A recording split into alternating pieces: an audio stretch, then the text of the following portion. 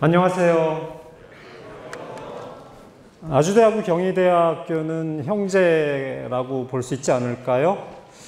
선생님이 속한 프랑스어학과는 여기 영통 쪽에 위치하고 있습니다. 그러니까 여러분들이 혹시라도 왔다 갔다 하면서 나를 보진 않았겠죠?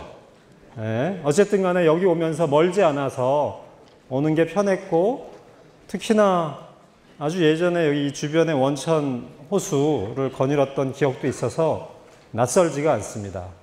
낯설지 않으면서 동시에 제가 오늘 주철한 교수님께서 여기 계신 거를 알았다면 감히 교수님 앞에서 문화 콘텐츠 혹은 스토리텔링이라는 이야기를 꺼내기가 어려웠을 거라는 생각이 드는데, 저는 몰랐어요. 몰랐기 때문에 용감하게 여기서 이야기를 할 수 있지 않을까라는 생각을 해보고요.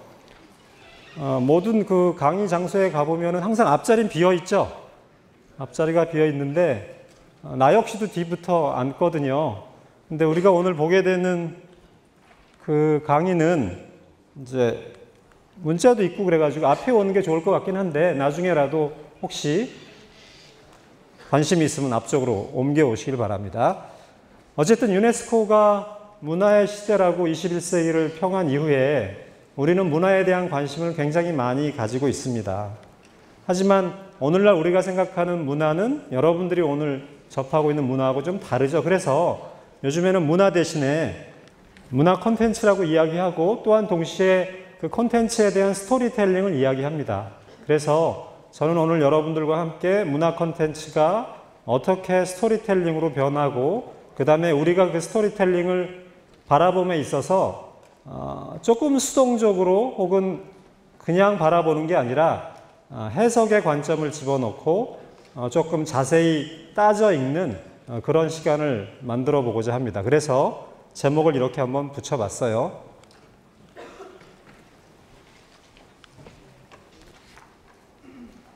네, 논하다가 좌우로 바뀌는 것은 여러분들의 관점에 따라서 어떻게 바라봐야 되는가에 대한 내용을 한번 만들어 보고자 애니메이션 한번 넣어봤고요. 우선 간단한 영상 하나 보고 시작을 해보고자 합니다. 사실 이 영상은 조금 음향을 좋게 들으면 굉장히 감동적인 그런 광고인데요. 여러분들이 이미 이 광고를 봤었을 것도 같고, 아버지라는 존재가 우리에게 어떤 존재인지, 그리고 여러분들이 나이를 먹어감에 따라서 아버지에 대해서 어떤 감정의 변화를 겪게 되는지를 보여주는 광고인데, 광고죠. 그런데 이 광고를 보면서 여러분들은 이게 광고라고 생각하지만은 않을 거예요. 어떤 면에서 오늘날의 광고는 일종의 문화 콘텐츠의 하나가 됐습니다. 그리고 광고 속에다가 단순하게 상품에 대한 내용을 홍보하는 게 아니라 그 속에 자기 그 회사의 브랜드에 대한 정체성을 이야기하고, 그것을 통해서 사람들에게 조금은 간접적으로 자신들의 회사에 영향력을 끼치게 하는 그런 대상으로 변모했다라고 볼 수가 있을 것 같아요. 그래서 광고부터 시작되는 하나의 컨텐츠가 어떻게 우리에게 이야기를 전해주는지를 이제 제시해보고 싶어서 여러분들에게 한번 제시를 해봤고요. 오늘 강의는 이런 순서로 진행을 하고자 합니다. 우선 문화에 대한 여러분들의 생각이 있겠는데, 그 문화가 어떻게 21세기에 새롭게 패러다임이 변모했는지를 살펴보고요. 그렇다면 문화가 아니라 오늘날 문화 콘텐츠라고 우리가 받아들인다면 그것은 과연 무엇인지, 다음에 문화 콘텐츠와 스토리텔링은 어떤 연관관계가 있고, 마지막으로 뉴미디어와 디지털 스토리텔링이 무엇인지를 한번 살펴보면서 강의를 마치도록 하겠습니다. 자, 여러분들이 생각하는 문화의 개념, 지금이라도 당장 핸드폰을 찾아서 검색을 문화라고 두들겨 보면 여러 가지 정의가 많이 내려져 있어요. 그래서 우리가 문화에 대한 새로운 개념을 보기 위해서 우선 개념을 한번 정의를 내려보고, 여러분들 가지고 있는 팜플렛에 있는 것처럼 문화에 대한 비교를 한번 해보죠. 그리고 나서 대중문화가 언제 우리에게 출현했는지, 어떤 면에서 보면 문화 콘텐츠가 이 시대에 어떤 분야에서 화두라면 그 문화 콘텐츠가 오기까지 어떤 역사적인 변화를 거쳐서 왔는지에 대한 통시적인 고찰이라고 생각해 보면 될 것 같습니다.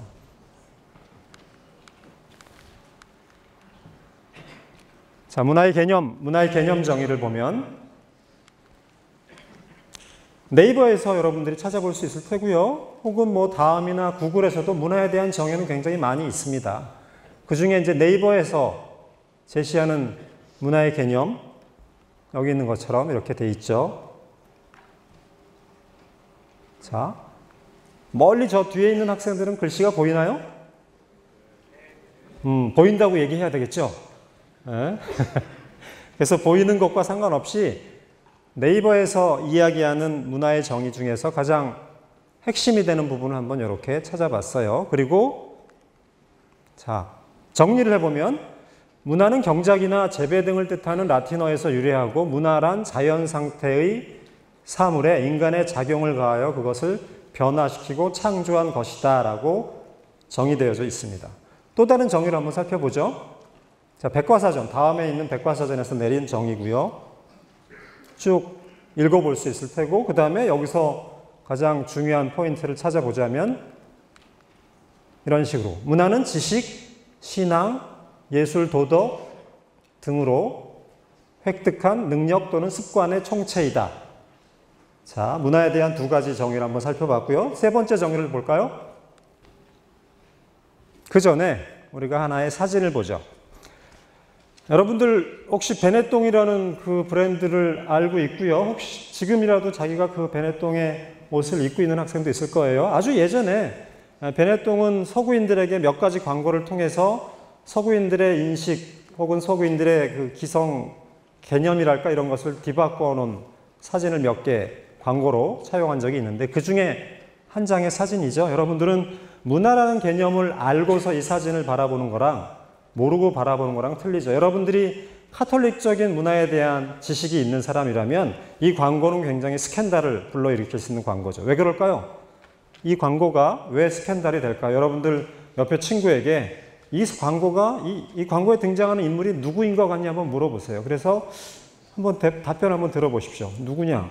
남자와 여자 옷을 입고 있는 거기에서만 그친다면 여러분들의 카톨릭적인 문화에 대한 지식 수준은 굉장히 낮은 거죠. 하지만 여러분들은 다 알고 있죠. 이 광고에 등장하는 두 남녀는 신부의 복장을 입은 남자와 수녀의 복장을 입은 여자라는 걸 알 수가 있고 이 두 남녀가 입맞춤을 하고 있는 그 사진의 순간은 적어도 서구인들에게는 받아들일 수 없는 것이죠. 하지만 카톨릭이 아니라 불교 문화권이나 혹은 이슬람 문화권에서 이 사진이 통용되지는 않을 거예요. 비록 그들이 카톨릭 문화를 알던 모르던 간에. 자, 또 다른 사진이 있습니다. 역시나 이 사진도 서구인들의 기존의 관념을 뒤엎는 사진이에요. 그래서 길지 않지만 한 몇 분간에 걸쳐서 2, 3분간에 걸쳐서 여러분들하고 이 사진을 같이 이야기하고 싶은데 우선 결론은 간단합니다. 결론은 간단해요. 즉 백인은 항상 흑인보다 우월하다라고 서구인들은 생각했어요. 근데 베네똥 광고는 그 이데올로기를 한번 뒤바꿔 보고 싶었어요. 그래서 백인은 흑인보다 우월하지 못하고 적어도 이 사진에서만큼은 흑인은 백인보다 우월하다라고 우선 컨셉을 잡고 그렇다면 그 흑인의 우월성을 어떻게 사진으로 보여줄 것인가. 그래서 선택된 대상 모델이 어린아이죠.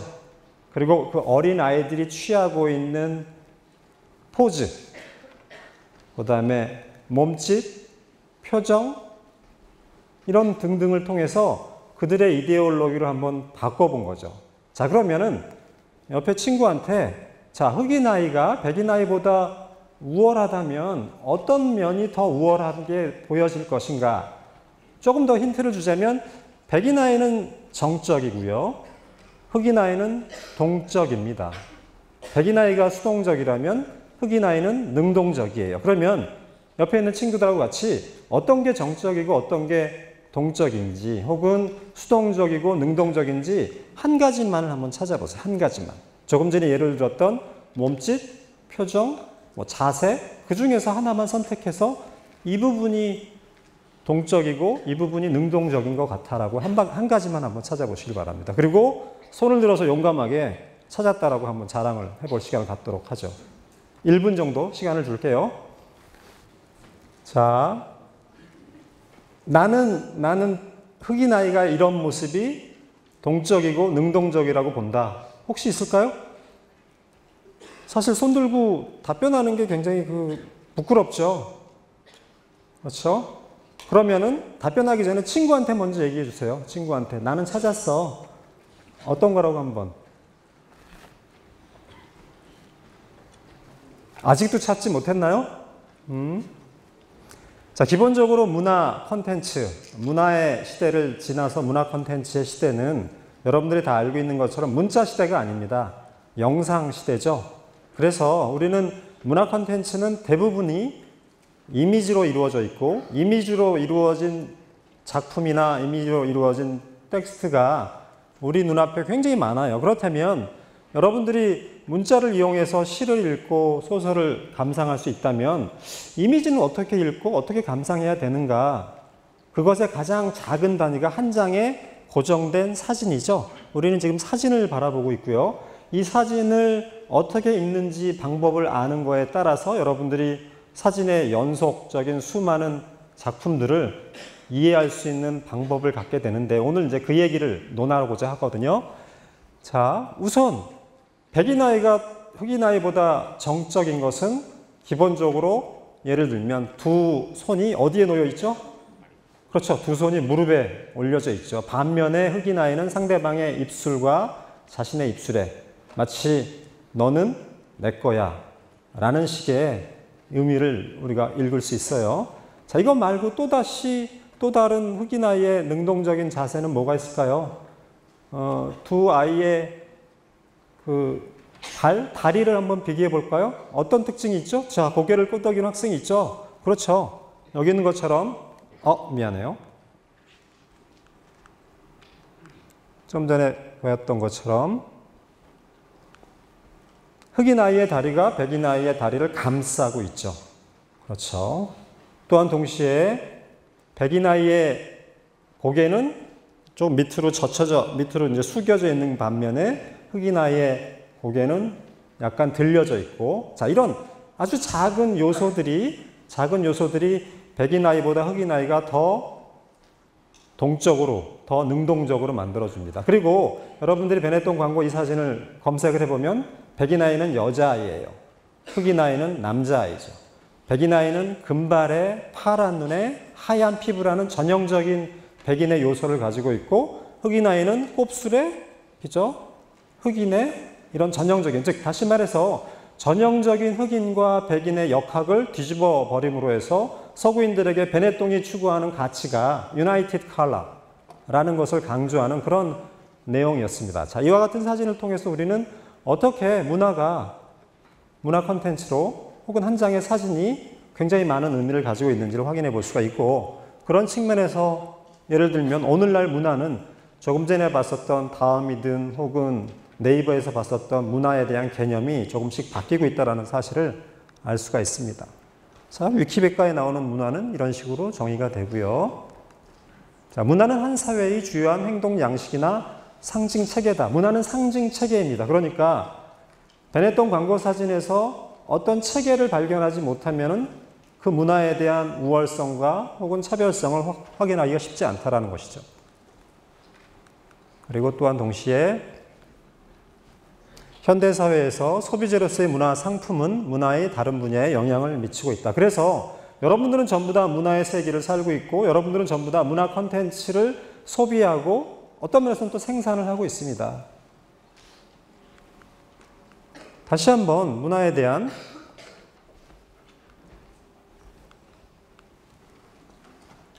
여러분들 팜플렛에 있는 것처럼 한번 문화는 존재하는 단어 가운데 가장 난해한 단어 중에 하나라고 이야기를 하고, 몇몇 학자들이 문화에 대한 정의를 이렇게 내려주고 있습니다. 참, 다시 한번 여러분들에게 귀찮게 할게요. 옆에 친구들하고 한번 이 5가지, 6가지 문화 중에서 2개를 선택해서 한번 비교를 해보세요. 그래서 어떻게 문화가 몇십 년 전의 문화에 대한 개념 정의가 오늘날의 문화 개념 정의하고 어떻게 차이가 나는지 한번 생각을 해보기 바랍니다. 자, 옆에 친구하고 나는 이거 2개, 우리는 이거 2개 선택해서 차이점을 한번 생각을 해보자.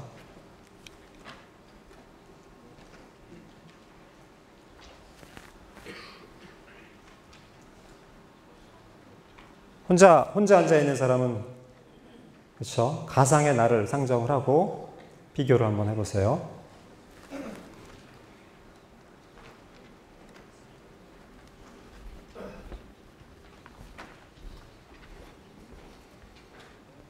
자, 가장 쉬운 비교 방법은 오래된 것과 가장 최신의 것을 비교하면 되겠죠? 자, 충분히 여러분들이 비교를 했을 거라는 생각이 드는데, 기본적으로 매추 아놀드라는 사람이 1869년에 내린 문화의 정의는 정신과 영혼의 내적 상태라는 표현을 씁니다. 1871년에 타일러라는 사람은 습득한 지식, 믿음, 예술 등등의 능력과 습관이 포함된 복합적 총체라고 이야기를 해요. 자, 최신의 존 피스크라는 사람은 문화를 한 사회 내에서 생산되고 순환되는 의미와 즐거움이라고 이야기를 합니다. 그러니까 더 이상 문화는 오늘날 추상적이고 정신적인 개념이 아니라 우리 스스로가 구체적이고 혹은 물질적으로 심지어는 즐겁게 향유하는 그런 것이 문화가 됐다라고 정의되고 있음을 우리가 비교를 통해서 확인할 수가 있죠. 이처럼 문화의 개념은 새롭게 자리매김하고 있고, 그런 측면에서 문화가 예전에는 고급 혹은 귀족 이런 단어로서 정의되어졌다면 오늘날은 대중, 그 다음에 통속, 굉장히 가까운 대중문화가 만들어지게 된 것이라고 볼 수가 있고요. 그 대중문화의 출현은 어떤 면에서 보면 여러분들이 오늘날 누리고 있는 문화 혹은 문화 콘텐츠와 아주 밀접하게 연결되고 있습니다. 그래서 대중문화가 언제 출현했는지, 그리고 그 출현된 대중문화는 어떤 것을 연구 대상으로 하는지 등등의 것들을 여기서 제시를 했는데, 여기에 대한 설명은 여러분들이 충분히 어디서든 찾아볼 수 있는 거니까 잠깐 살펴보는 걸로 지나가고요. 보다 중요한 것은 우리가 조금 전에 언급했던 이미지에 대한 읽기, 경험을 오늘 갖는 걸로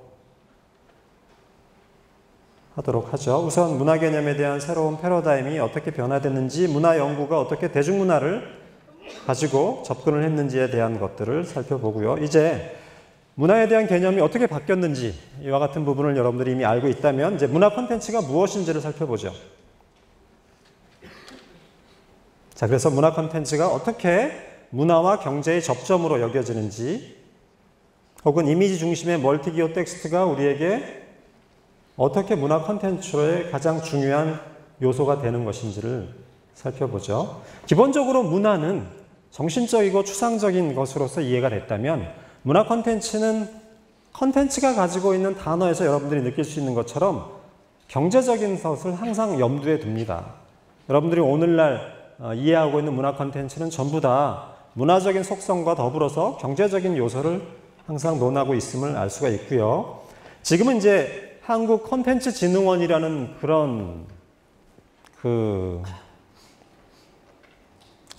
그런 단체로 있지만, 아주 예전에 한 5, 6년 전만 해도 한국문화콘텐츠진흥원이라는 곳이 있었고요. 한국문화콘텐츠진흥원에서 내린 문화 콘텐츠에 대한 정의를 여기다가 제시를 해봤어요.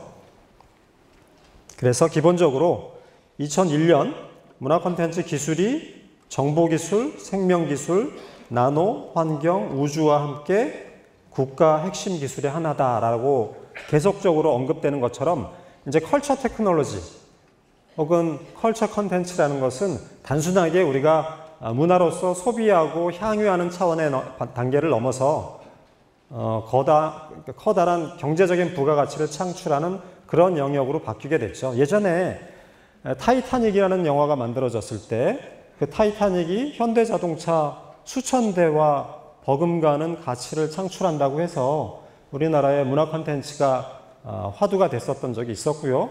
최근에 여러분들이 봤었음직한 아바타라는 그렇죠. 영화는 30억 불이나 되는 그런 부가가치를 창출하죠. 그런 측면에서 영화 역시 문화 콘텐츠라고 본다면 문화 콘텐츠가 가지고 있는 경제적인 가치를 우리가 함께 생각해 보지 않을 수가 없습니다. 또한 동시에 참여정부에서의 디지털 콘텐츠, 문화 콘텐츠, 문화 융성 전부 다 모든 정부가 문화에 대한 중요성, 다시 말해서 문화 콘텐츠에 대한 중요성을 언급하고 있죠. 그랬을 때 문화 콘텐츠가 과연 무엇인가? 다시 말해서 문화 콘텐츠는 더 이상 문자가 아니라는 것이죠. 문화 콘텐츠는 이미지 중심의 멀티 기호 텍스트입니다. 그리고 그 이미지는 우리에게 굉장히 많은 흥미와 혹은 어떤 면에서는 숨겨진 의미를 거기다가 제시를 하고 있죠. 여기 보여지는 회화는 서양 회화로서 독특한 자세를 공통적으로 가지고 있어요. 자, 여러분들은 문예사조 그 수업을 받는 중에 콘트라포스토라는 그런 용어를 들어보았을 것 같은데, 콘트라포스토는 그리스인들이 좋아했었던 회화 혹은 조각의 가장 기본적인 축이죠. 예를 들면 사진을 찍을 때 이렇게 서서 사진을 찍으면 굉장히 어색하죠. 그래서 한쪽 다리를 이지러뜨리는 순간 온몸의 균형이 흐트러지는 이와 같은 비대칭을 콘트라포스토라고 이야기를 했고, 그리스 혹은 로마 그 뒤를 잇는 모든 서양 예술에서 이와 같은 콘트라포스토 자세는 대상을 아름답게 인식하는 굉장히 중요한 예술적인 속성으로 인정받게 됐는데, 이와 같은 콘트라포스토는 과거의 그림에만 존재하는 건 아니죠. 예를 들면 아주 흔한 여러분들이 좋아하는 이 광고에서도 콘트라포스토를 찾을 수가 있습니다. 자, 여러분들이 한번 상상을 해보세요. 내가 김하중이 돼서, 그렇죠? 고개는 정면을 향하고 어깨는 약간 옆으로 돌리고 가슴은 내밀고, 그죠? 내민 가슴과 반대돼서 허리가 들어가고 힙은 튀어나오는 그런 자세를 한 3분만 취하게 되면 온몸이 뻐근해서 그 자세를 오래 취할 수가 없습니다. 그런데 이와 같은 소주 광고에도 사용되는 콘트라포스터야말로 우리로 하여금 무의식 중에 아름답다라고 느끼게 만든다는 것이고, 그 아름다움이 소주하고는 상관은 없죠. 사실 소주는 아름답자고 먹는 게 아니죠. 하지만 관심을 갖게 한다는 것이죠. 소주 광고만이 아니라 요즘에 유행하는 수많은 광고에서도 여러분들은 이와 같은 콘트라포스터를 찾아볼 수가 있습니다. 뭐 비슷한 것이긴 하죠. 이런 류의.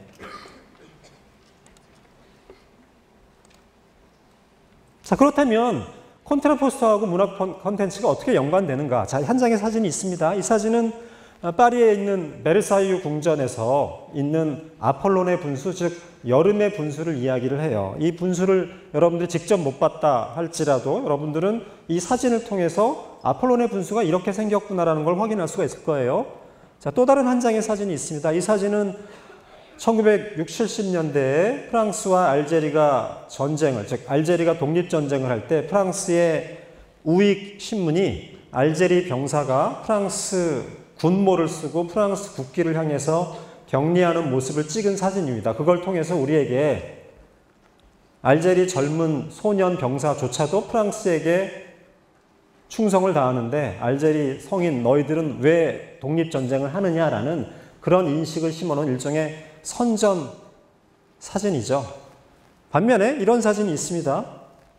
이 사진은 파리에 있는 카페에서 두 연인이 자정이 넘고 2시가 넘고 3시가 다 되도록까지 사랑을 속삭이는 장면을 담은 사진이에요. 자, 여기서 제시된 3장의 사진은 각각 다른 의미를 가지고 있습니다. 예를 들면 이 우편엽서의 사진이 단순하게 여러분들에게 특정한 대상을 보여주는 사진이라면, 두 번째 사진은 작가가 거기다 어떤 의도를 담고서 특정한 의도를 알려주는 사진이라고 볼 수가 있고요. 세 번째 사진은 작가가 이 사진을 통해서 어떤 자신만의 대상을 포착하는 내적인 고백으로서 하나의 예술로 등장한 사진이라고 판단할 수 있는데, 오늘날의 문화 콘텐츠는 이 세 가지를 전부 다 아우름과 동시에 단순한 이미지에서 그치지 않고 문자, 음향, 음성, 아까 봤었던 아버지라는 SK 광고처럼 다양한 멀티기호를 활용해서 여러분들에게 굉장히 많은 흥미와 더불어서 의미를 전달해주는 과정을 겪게 됩니다. 조금 더 크게 보면 이렇게 되고요.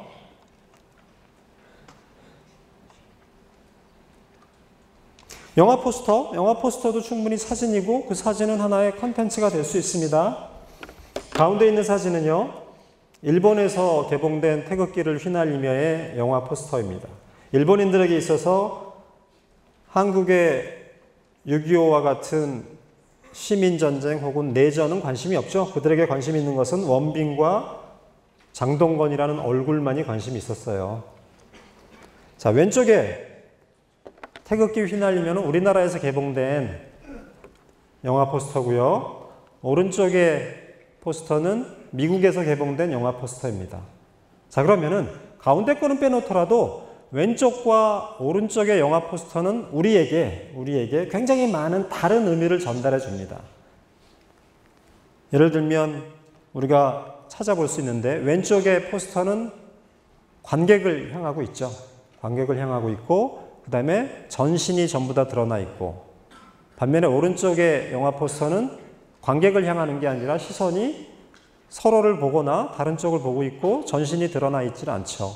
또 두 포스터의 차이점은 왼쪽에 원빈이라는 등장인물이 총기와 군모를 소지하지 않은 비무장 상태라면 장동건은 무장 상태로 되어 있죠. 반면에 미국 영화에서는 둘 다 무장한 상태로 되어 있습니다. 다시 말해서 오늘날 문화 콘텐츠는 그 속에 굉장히 많은 의미를 집어넣는다는 것이죠. 그래서 왼쪽의 포스터는 우리로 하여금 태극기 휘날리며 하는 6.25의 시대적인 상황이 배우들로 하여금 관객을 바라보게 함으로써 우리가 그 영화에 빠져들게 하거나 우리로 하여금 이 문제는 여러분들의 문제라고 환기시키는 그런 메시지를 담고 있다면, 미국의 영화 포스터는 우리가 아니라 그 안에서 일어나는 형제 간의 갈등에 대한 이야기에 더 초점을 맞추고 있다는 것이죠. 그렇기 때문에 예를 들면 여기는 전쟁에 대한 전쟁 모습이 배경으로 보여진다면 미국의 영화 포스터에서는 피난민의 모습이 배경으로 보여지고 있습니다. 다시 말해서 우리는 두 가지 각기 다른 영화 포스터를 통해서 우리는 사진이 어떻게 해서 의미를 가지고 있는지, 사진은 우리에게 태극기를 휘날리며라는 영화의 단순한 포스터가 아니라 특정한 이야기를 담고 있고 그 이야기를 읽어보자고 관객들에게 혹은 잠재적인 대중들에게 건네고 있는 것이죠. 그것이 바로 사진의 스토리텔링이라고 생각을 해볼 수가 있을 것 같아요. 여러분들 이 광고도 한번 봤죠? 한번 볼까요? 자, 생각대로 티. 아주 오래전에 만들어진 광고인데, 살라카둘라 메지카불라 비비디 바비디부. 다 같이 한번 따라해 볼까요? 싫어하겠지. 선생님이 B라면 혹은 장동건이라면 여기 있는 여학생들은 조금 그저 따라하실 수 있겠지만, 생각대로 티. 다시 말해서 살라카둘라 메지카불라 비비디 바비디부는 신데렐라라는 디즈니 애니메이션에서부터 시작이 되죠. 그러니까 만약에 신데렐라를 모르고 그 주문을 몰랐다면 그 주문은 SK와 연결되는 광고 주문이에요. 그래서 그냥 광고에 끝날 뿐이죠. 하지만 그것이 하이퍼텍스트로 연결되어져서 신데렐라까지 연결되면 이게 SK만의 것이 아니구나. 다시 말해서 영화에서부터 애니메이션부터 시작되는 어떤 흐름을 찾을 수 있구나. 다시 말해서 문화 콘텐츠라는 것은 이렇게 원작을 가져다가 콘텐츠화 시키는 것이죠. 물론 애니메이션 신데렐라는 그것 자체로서 대중문화이자 혹은 예술작품이자 또 심지어는 경제적인 부가가치를 창출하기도 했죠. 하지만 이미 그것은 오늘날의 상품이 아니라 과거의 상품이고 예술로서 인정받는다면, 예술에서 어떤 분야가 이렇게 응용돼서 활용돼서 다시 광고에 이용되는 순간 그것이 바로 문화 콘텐츠라고 여러분들이 인정하면 됩니다. 자, 생각대로 티. 그렇죠. 그래서 여러분들이 이 생각대로라는 로고를 이렇게 사시로 보게 되면 어느 한쪽이 깊었다가 또 다른 쪽이 깊었다가 이렇게 바뀌게 되죠. 그래서 이 생각대로를 통해서 SK는 여러분들이 SK를 선택하는 순간 모든 게 다 바뀌게 된다는 이야기를 하기도 해요. 하나의 스토리를 거기다 담은 거죠. 흥미로운 점은 스토리만 담은 게 아니라 생각대로라는 그 카피에도 생각대로를 초성을 한번 따보세요. SK 텔레가 됩니다. SK 텔레. 신기하죠? 그들이 그거를 모르고 만들었을까요? 그렇지 않아요. 일부러 생각대로에다가 SK텔레콤의 컴을 뺀 앞 4개를 붙여넣었다고 생각할 수 있는 것이죠. 그런 것처럼 문화 콘텐츠는 우리에게 굉장히 많은 방법을 통해서 암시와 혹은 쇠뇌를 통해서 우리에게 많은 의미를 제시해주고 있어요. 이제 그런 측면에서 굉장히 흥미로운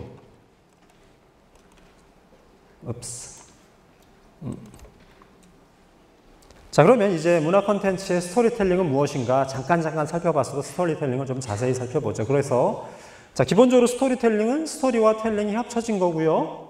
그렇죠? 스토리는 과거의 것이라면 텔링은 현재의 것이죠. 그래서 오늘날 수많은 문화 콘텐츠는 이것이 바로 지금의 것이라고 계속 강조를 하고 있고 그것을 우리로 하여금 문화로 느끼게 만드는 것이라면 우리는 그 문화가 항상 좋은 것만은 아니죠. 베네통 광고를 통해서 서구인들의 선입견을 뒤바꿔서 우리는 시원하다라고 느낀다면 서구인들은 기분 나쁘다고 느끼는 것처럼 그렇기 때문에 문화 콘텐츠는 충분히 경제성을 강요하기도 하고 경제성을 생각해서 만들었기 때문에 어쩔 수 없이 이데올로기가 들어갈 수밖에 없고 그 이데올로기가 들어가 있는 문화 콘텐츠는 우리에게 읽을 거리가 될 수밖에 없는 것이죠. 여러분들이 읽지 않고 그냥 답습해버리면은 거기에 비판적인 능력을 키우기가 어려울 것 같아서 우리는 그와 같은 스토리텔링을 리터러시, 즉 한번 읽어보자라는 시간을 한번 가져봤습니다. 그래서 우리가 몇 가지 것들을 쭉 읽어볼 텐데 먼저 사진을 읽어보죠.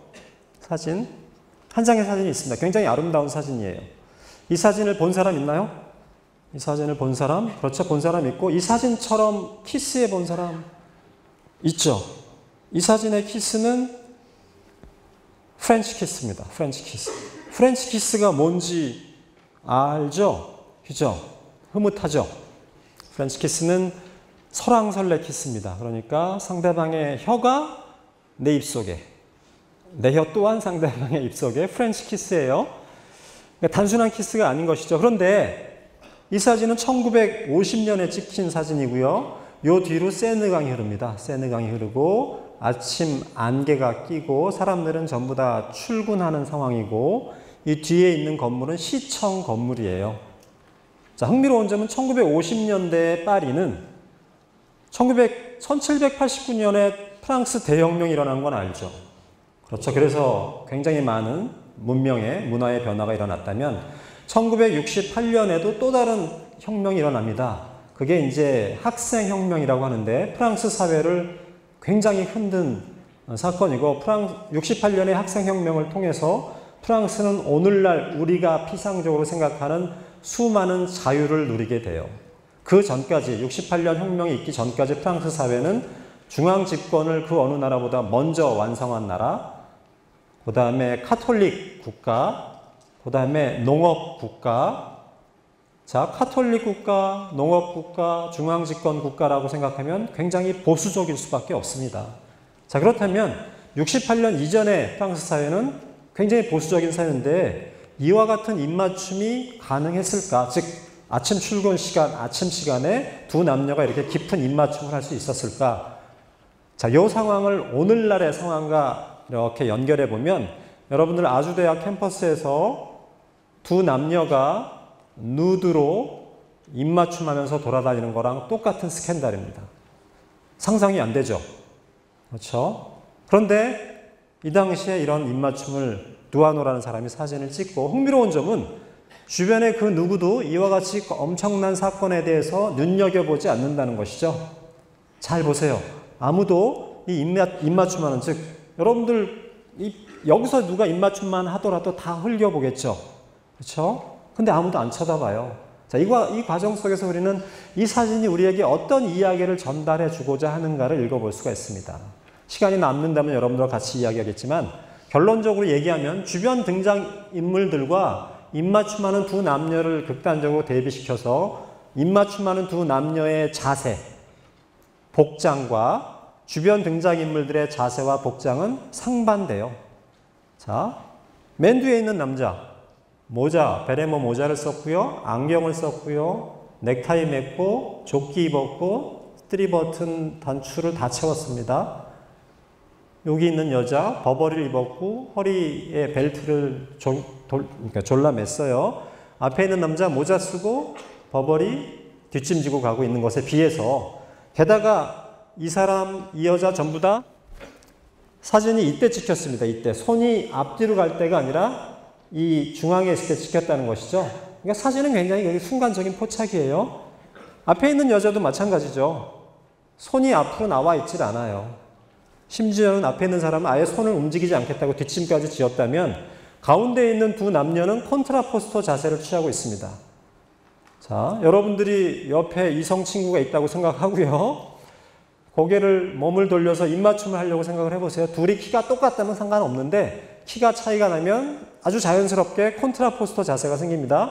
고개가 돌아가고 숙여지고 그 숙인 고개를 막기 위해서 손이, 허리가, 엉덩이가, 다리가 움직일 수밖에 없는 것이죠. 그러니까 아까 우리가 벤했던 광고 두 흑인 남자아이와 백인 여자아이와 비교한 것처럼 이 두 남녀는 그와 같은 콘트라포스토가 이어지게 되고 그 콘트라포스토는 주변 사람들의 경직된 자세에 비해서 유연성을 보여주고 있습니다.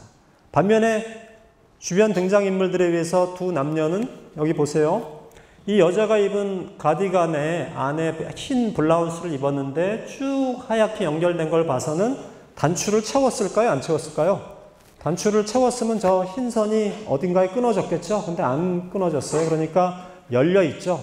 주변 사람들이 넥타이를 매고 동년 매고 안경 쓰고 모자 쓴 것에 비해서 남자 주인공은 머플러를 약간 풀어헤친 채. 그런 측면에서 우리는 복장에서도 주변 인물들에 비해서 두 남녀의 개방성을 읽을 수 있고요. 주변 사람들은 폐쇄성을 읽을 수 있습니다. 그러니까 두 남녀 주인공이 가지고 있는 유연성과 개방성은 주변 인물들의 폐쇄성과 경직성과 극단적으로 대비가 되죠.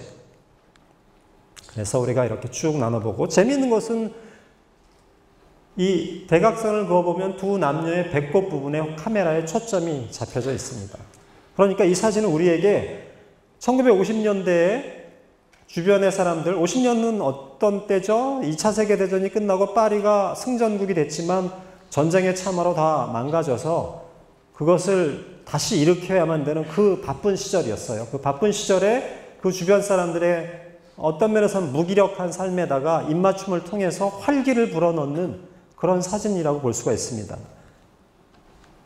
흥미로운 점은 우리가 활기를 주는 건 좋은데 왜 그렇다면 그런 스캔들한 장면에 그 누구도 쳐다보고 있지 않을까? 그렇다면 이 사진은 오히려 거꾸로 읽어서 그렇게 스캔들한 사진의 모습을 그 누구도 보지 않는다면 이 두 주인공들은 살아있는 존재가 아니라 죽어있는 존재가 아닐까? 그렇기 때문에 쳐다보지 않는 거죠. 그러니까 이렇게 바쁜 시간에, 그렇죠. 이렇게 재미난 강의에 이렇게 졸고 있는 사람이 있는 거는 아니죠. 그죠? 졸지 않거나 아니면 재미가 없거나.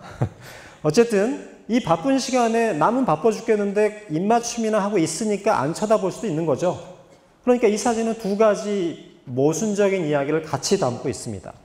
다시 말해서 한쪽에 삶이 있다면 다른 쪽에는 무기력이 있죠. 그걸 우리는 죽음으로 보고요.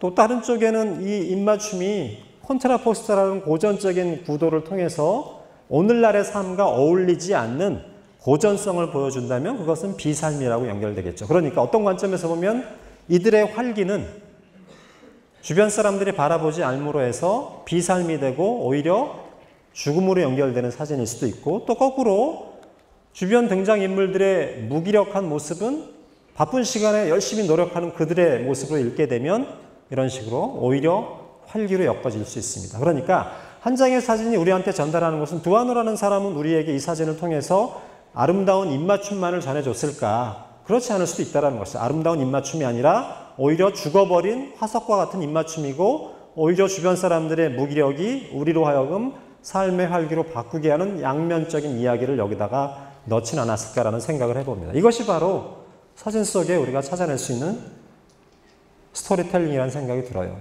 그런 면에서 한번 제시를 해봤고요. 두 번째, 광고를 여러분들이 아까 봤었던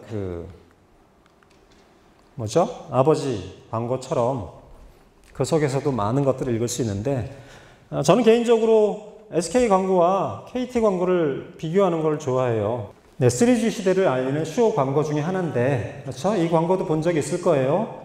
우리의 심장 박동과 어울리는 그런 그 배경음악을 통해서 기존의 선입견을 깨부수는, 마치 베네통 광고처럼 기존의 선입견을 깨부수는 아니다 광고 시리즈가 많이 만들어졌었고, 그것을 통해서 SK텔레콤의 50%가 넘는 점유율의 아성을 깨부수고픈 그 KTF의 욕망을 알아볼 수 있는 광고인데, 슬프게도 아니다, 아니다, 아니다라고 주장하는 이 이야기들, 그죠? 밤은 낮이 될 수 없고, 질병은 예방할 수 없고, 마지막에 통신은 소리일 뿐이다라는 것을 전부 다 뒤집는 아니다잖아요. 마지막에 저는 그것을 덧붙이고 싶어요. 점유율은 숫자일 뿐이다. 그렇죠. SK텔레콤의 점유율은 결코 숫자일 뿐이지 KT의 어떤 것과 버금갈 수 없다. 다시 말해서 계속 아니다, 아니다, 아니다라고 주장하는 게 마치 SK가 아니다라고 주장하는 2인자의 서름 같은 그런 광고죠. 광고에도 여러분들은 굉장히 많은 스토리텔링을 읽을 수 있는데, 광고에 대한 것은 여기서 잠시 접고요. 다른 만화를 통해서 여러분들과 다시 스토리텔링을 이야기해 보고자 합니다. 그 전에 만화를 살펴보기 전에 몇 가지 그 개념을 우리가 찾아봐야 되는데, 도상과 지표와 상징. 자, 아이콘이라는 걸 알죠? 여러분들 스마트폰에 굉장히 많은 아이콘들이 있어요. 아이콘들이 있는가 하면, 자, 아이콘은 뭐냐? 동기화된 지표로서, 자, 마릴린 먼로라는 사람을 여러분들이 알던 모르던 간에 마릴린 먼로의 사진을 앤디 워홀이라는 팝 아티스트가 실크 스크린으로 만들어서 팝 아트 작품을 만들었죠. 그러니까 앤디 워홀의 팝 아트 작품을 보면서 이것이 누구냐라고 물어봤을 때 마릴린 먼로다라고 이야기한다면 그 사람은 그것을 도상으로 인식한 거예요. 아이콘으로. 자, 앞에 있는 이 강사의 사진을 다음 주쯤에 아주대 어딘가에 붙여놓고 이 강의를 들었던 사람이 이 사람 그때 왔던 사람이잖아 라고 인식하는 순간 여러분들은 아이콘으로 인정을 하는 것이죠. 시각적인 유사성을 우리가 찾을 때 아이콘이라고 합니다. 이 사진은 뭐죠? 이 사진은 일본의 지도라고 인정하는 사람 아무도 없죠? 우리나라의 지도입니다. 자, 외부의 모습이 유사할 때 그것을 우리는 도상이라고 해요. 이처럼 도상은 사진, 초상화, 지도, 축소 모형 이런 것들이 전부 다 도상이라고 합니다. 반면에 지표는 뭐냐? 지표는 대상과 어떤 형태로든 인접성을 가질 때 우리는 지표라고 합니다. 그러니까 불 모양을 여러분들이 그려볼 수 있죠. 불 모양. 그렇죠. 근데 연기는 불하고 똑같이 생겼나요? 아니죠. 연기는 불하고 똑같이 생기지 않았어요. 그러니까 연기는 불의 도상이 아니죠. 그러니까 연기 있는 곳에 불이 있다라고 하는 것처럼 무엇과 인접하게, 즉 근처에 있을 때 우리는 그것을 지표라고 이야기를 해요. 후쿠시마 원전의 폭발 사진입니다. 그러니까 이 연기는 불하고 똑같지 않죠. 그러니까 이것은 도상은 아니고 지표가 됩니다. 이렇게 해서 우리는 지표라는 개념을 이해할 수 있고요. 자, 먹구름은 비하고 똑같나요? 먹구름은 비의 모양과 다르죠. 그러니까 먹구름은 비가 올 것이라는 지표라고 우리가 이해를 하면 돼요. 자, 누군가를 좋아할 때 그 사람 앞에 가면 얼굴이 빨개지죠. 빨개진 얼굴이 사랑이라는 감정과 똑같이 생긴 건 아니죠. 그랬을 때 빨개진 얼굴은 사랑하는 마음을 보여주는 지표. 이렇게 도상과 지표의 차이점을 알 수 있고요. 상징은 간단합니다. 상징은 자, 조금 이따 보고요. 상징은 그냥 약속이죠.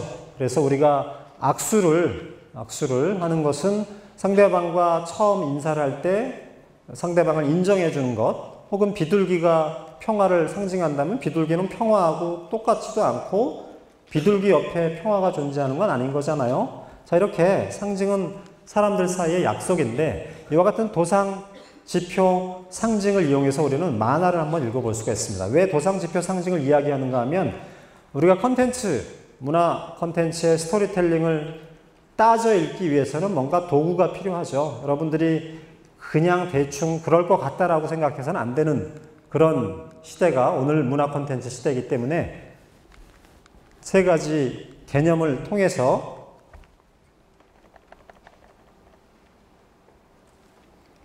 자, 이런 만화를 찾아볼 수 있습니다. 짜장면이라는 만화인데요.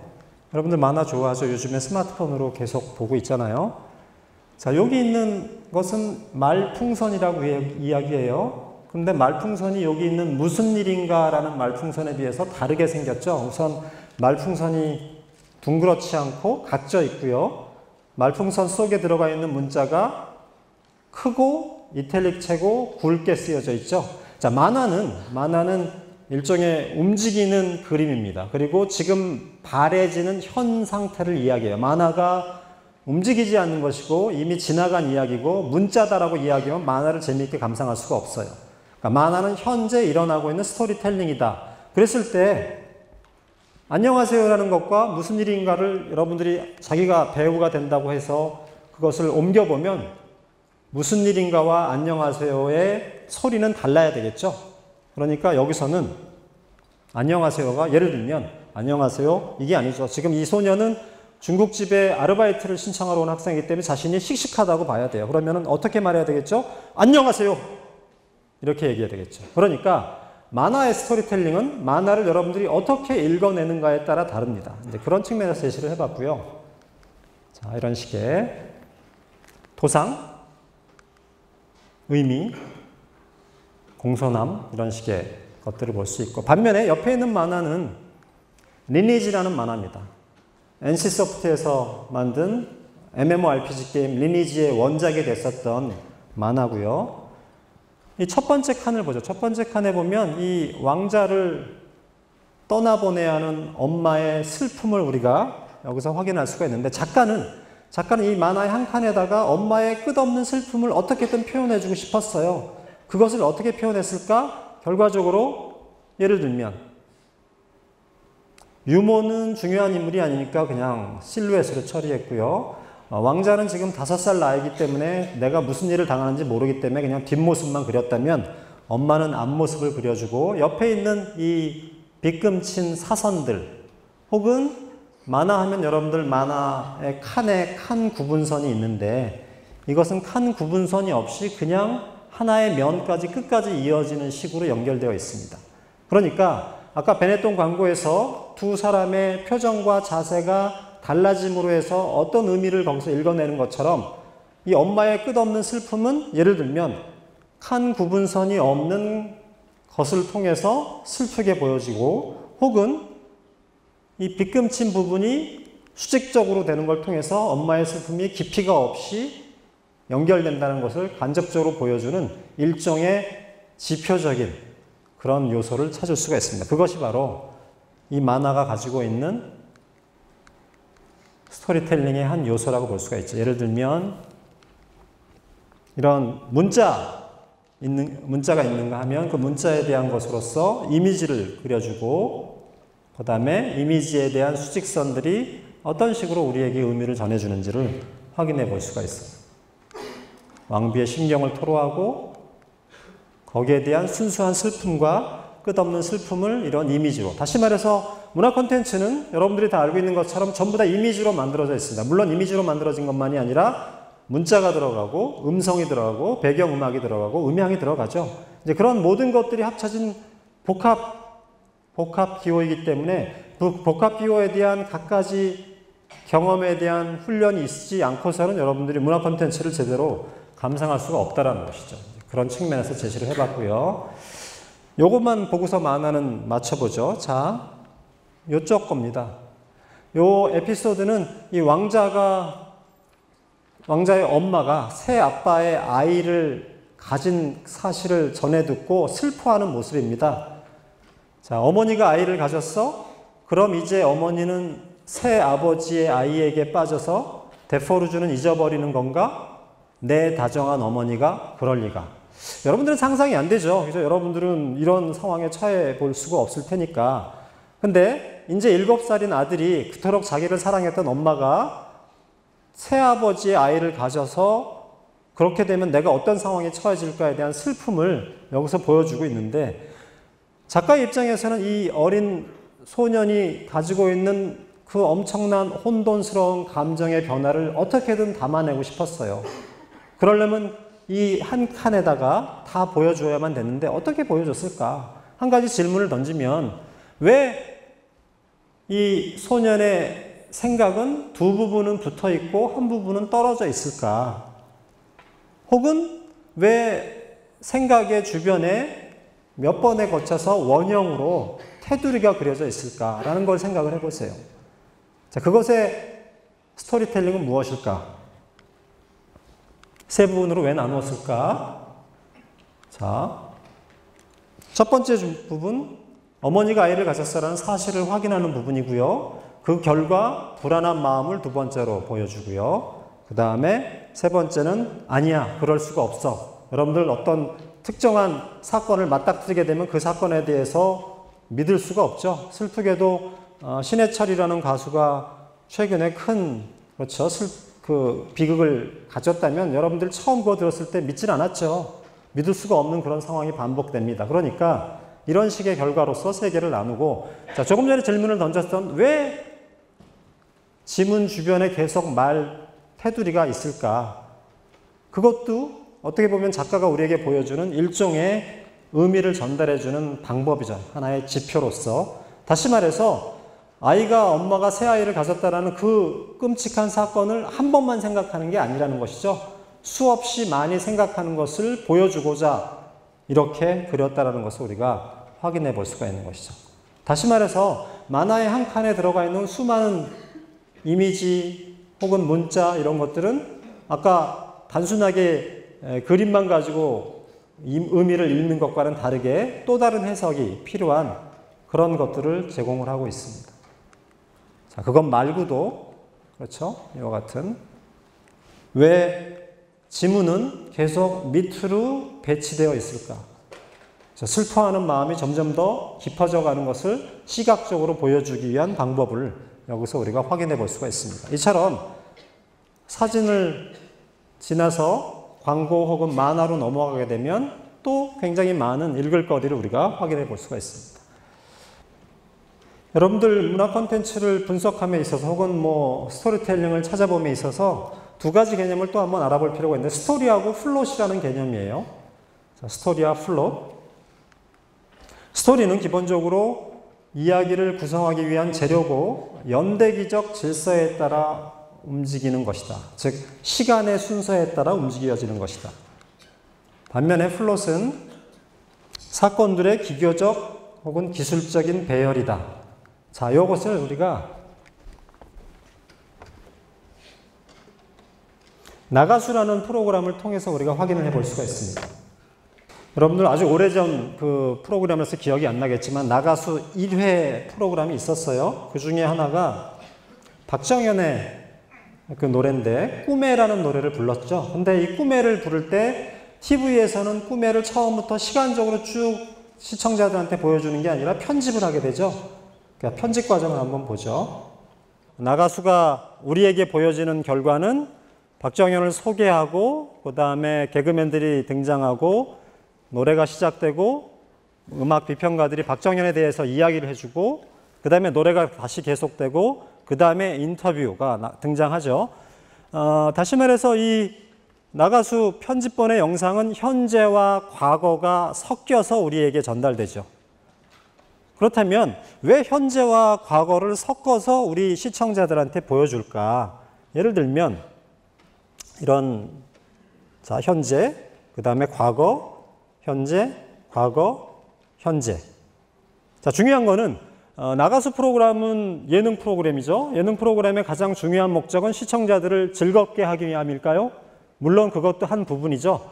근데 그거보다는 시청률이에요. 자, 시청률을 가장 높이기 위한 게 예능 프로그램의 가장 중요한 목적일까요? 또 그렇지는 않죠. 시청률을 높여서 결과적으로 광고를 많이 받기 위한 것이고 MBC의 그렇죠. 수익을 가장 많이 창출하는 게 목적이죠. 그렇다면 시청자들이 어떻게 하면 이 나가수를 재밌게 볼까? 혹은 시청자들이 어떻게 하면 나가수에 몰입하게 만들까라는 생각을 하게 될 수밖에 없고 그런 측면에서 이제 편집을 하게 되는 것인데 자, 나가수에 박정현이 처음 등장했을 때 여기 있는 사람도 박정현이가 누구지라는 생각을 했어요.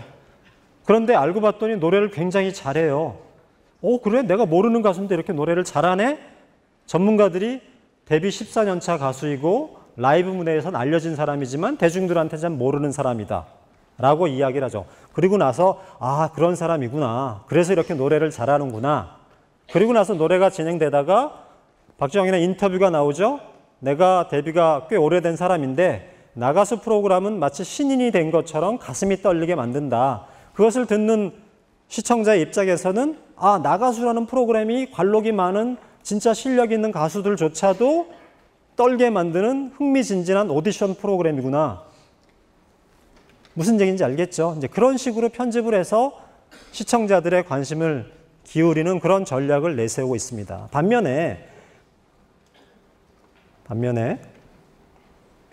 여러분들이 나중에라도 확인을 해보세요. 정엽이라는 가수의 편집본을 보게 되면 정엽은 박정현과는 다른 편집을 취하고 있습니다. 그 중에서 이제 인터뷰 장면을 보게 되면 정엽의 인터뷰는 박정현의 인터뷰와는 다르게 노래 중간에 삽입되는 게 아니라 노래 처음에 인터뷰가 삽입이 돼요. 근데 재밌는 것은 정엽의 인터뷰 내용은 나는 노래를 부를 때 노래에 심혈을 기울여서 다 노래를 한다. 그리고 그 노래의 감정을 이입했을 때 관객들이 그 노래에 빠져들게 할 수 있다라고 그런 인터뷰 내용을 땁니다. 그런데 노래에 심혈을 기울여서 노래의 감정을 이입해서 부르는 그 사람의 인터뷰를 노래 중간에 집어넣어 버리면은 깨지겠죠. 이제 그런 측면에서 편집을 하게 됩니다. 그러니까 적어도 TV 프로그램의 리터러시, 스토리텔링의 리터러시는 우선 이와 같은 편집을 왜 했는가를 찾아보고 그 편집이 우리에게 어떤 영향을 줄 것인가라는 부분을 우리가 살펴볼 필요가 있다는 것이죠. 이제 그런 측면에서 나가수를 한번 제안을 해봤고요. 여러분들이 혹시라도 이소라가 됐든 김범수가 됐든 심지어는 요즘 진행되는 오디션 프로그램들의 편집을 잘 보게 되면 아주 쉽게 이 편집을 통해서 시청자들에게 연출자가 무엇을 원하는 것인지를 조금은 추측을 해볼 수 있지 않을까라는 생각을 해볼 수 있습니다.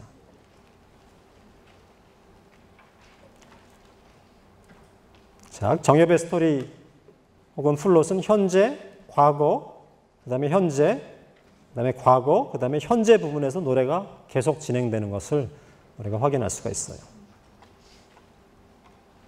자, 마지막으로 굉장히 많은 문화 콘텐츠가 있는데 사진부터 시작해서 광고, 만화 이상의 많은 것들이 있죠.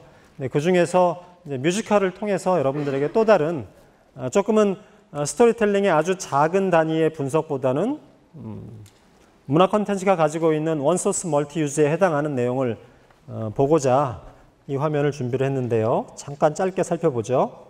맛보기만을 봐서 좀 실망이긴 하지만 여러분들 전부 다 오페라의 유령이라는 뮤지컬을 알고 뮤지컬의 무비컬, 영화로 된 거를 알 수가 있죠. 최근에는 레 미제라블이라는 뮤지컬이 무비컬로 바뀌어지기도 했고 많은 사람들이 보면서 감동을 가지긴 했죠.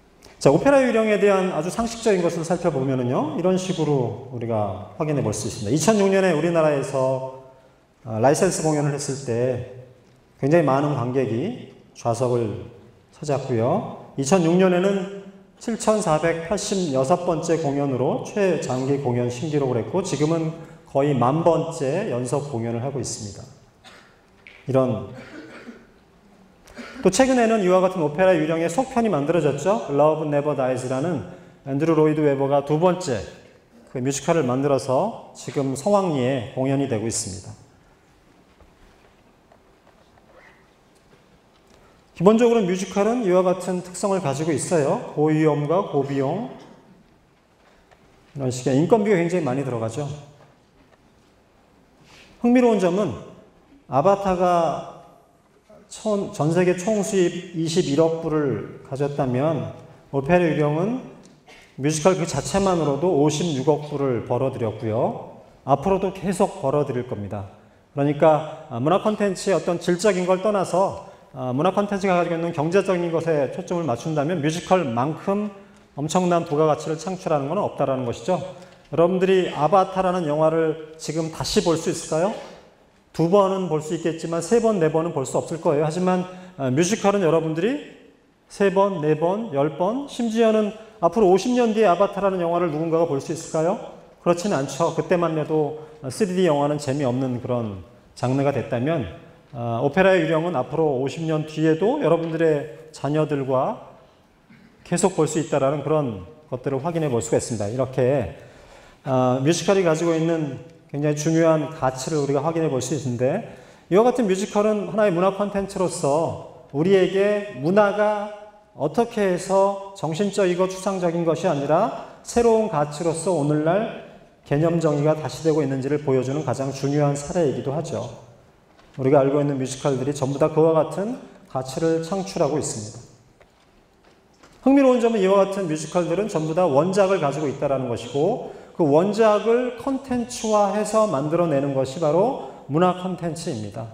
그렇다면 문화 컨텐츠는 기본적으로 원작, 대부분의 원작이 문자로 된 텍스트죠. 문자로 된 텍스트를 이미지로, 동영상으로 혹은 다양한 멀티기호를 활용해서 만들어내는 것이라면, 이와 같은 문자가 아닌 이미지로 된 텍스트를 어떻게 읽는가, 그 문자가 아닌 이미지 속에 어떤 스토리가 우리에게 텔링 되는가를 살펴보는 문화 콘텐츠의 스토리텔링을 제대로 이해하는 것이 우리가 어떤 면에서 이 시대, 문화의 시대 혹은 문화 콘텐츠의 시대를 어떻게 이해할 수 있는지에 대한 하나의 경험이 될 수 있다는 생각에서 이 강의를 한번 만들어 봤고요. 그런 측면에서 오늘날 여러분들이 누리고 있는 수많은 문화 콘텐츠들은 비비디바비디부가 신데렐라에서 다시 만들어진 것처럼 오페라의 유령이 1910년에 프랑스의 소설가가 쓴 소설을 원작으로 삼아서 리니지라는 MMORPG 게임이 신경숙의 만화를 가지고서 콘텐츠화 시켰던 것처럼 수많은 문화 콘텐츠들은 원작을 가지고 있고 원작에 대한 다시 쓰기다라는 것을 여기서 제시해 보고자 보여줬고요. 다시 말해서 오늘날 작품은 작가에서 독자에게 일방적으로 전달되어지는 1차원적인 글읽기를 제공하는 게 아니라는 것이죠. 작품은 또 다른 작품과 연계되어지고 역사가 우리에게 하나의 마치 텍스처처럼 시실과 날실이 엮여져 있는 것처럼 우리 독자들은 이제 더 이상 수동적으로 작품을 감상하는 게 아니라 능동적으로 작품에 뛰어들 때 문화 콘텐츠의 수많은 영상, 문화 콘텐츠들을 제대로 이해할 수 있다는 측면에서 우리가 다시 쓰기와 혹은 텍스트의 분석에 대한 경험을 의미 있게 시작할 수 있지 않을까라는 생각을 해봤습니다. 그래서 예를 들면 이와 같은 콘텐츠화된 수많은 작품들이 있죠. 자, 마지막 우리 수업의 결론으로서 뉴 미디어와 디지털 스토리텔링. 이제 우리 독자들은 더 이상 수동적인 베네통 광고처럼 수동적인 대상이 아닌 것이죠. 뉴미디어 시대에 여러분들은 능동적인 독자가 되고 능동적인 독자가 되기 위해서는 스토리텔링의 의미를 파헤쳐야 됩니다. 그런 측면에서 어떻게 보면은 우리의 문화의 색이라는 이 문화 콘텐츠 시대에 더 이상 문화는 이와 같은 관점에서 정의될 수는 없다라고 봅니다.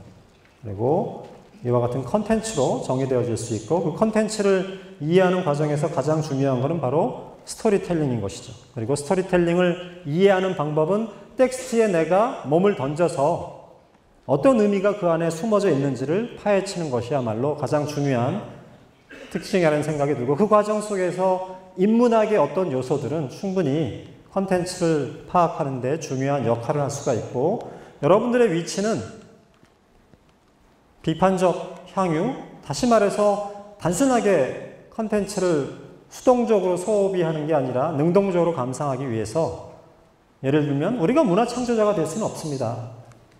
문화 창조자가 될 수 없고 문화 애호가는 될 수가 있겠죠. 혹은 문화 지원자가 어느 날인가 될 수도 있을 거예요. 하지만 이런 모든 것보다는 문화 분석가적인 측면에서 비판적 향유를 하게 될 때 우리가 아주 거칠게 간단하게 아주 작은 이미지부터 하나하나씩 살펴봤지만 그와 같은 작품에 대한 분석의 경험을 많이 쌓을수록 여러분들은 충분히 이 시대의 문화 콘텐츠 시대를 슬기롭게 혹은 능동적으로 접근할 수 있지 않을까라는 차원에서 이와 같은 강의를 한번 마련해 봤고요. 마지막으로 영상을 하나만 보게 되면 자, 여러분들이 봤었던 것처럼 비보이는 혹은 MC잉은 DJ잉은 예전에는 하위 대중문화였었죠. 근데 오늘날 이와 같은 것들은 정식으로 문화 콘텐츠가 됐습니다. 어느 날 비보이가 올림픽의 한 장르가 되지 말란 법은 없잖아요. 그죠?